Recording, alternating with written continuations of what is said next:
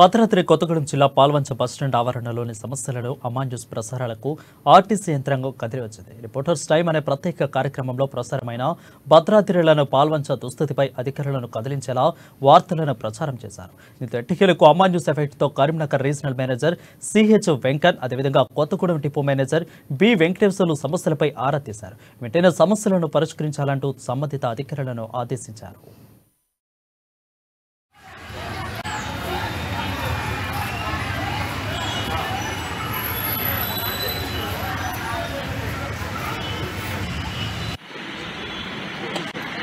మరి కొత్తగూడెం పాల్వంచ అనేక ప్రాంతాలు ఎంతోమంది భక్తులు మరి సమ్మక్క సారలమ్మ దర్శనం చేసుకోవడానికి వెళ్తూ ఉంటారు.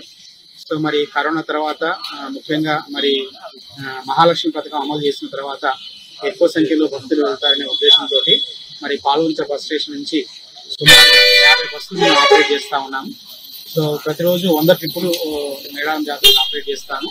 సో ఇక్కడ ముఖ్యంగా మరి మధిర డిపో మేనేజర్ శంకర్రావు గారు, అలాగే కొత్తగూడెం డిఎం గారు టీవీ రావు గారు, మా డిప్యూటీ రీజనల్ మేనేజర్ పవిత్ర గారు ఇక్కడికి వచ్చారు.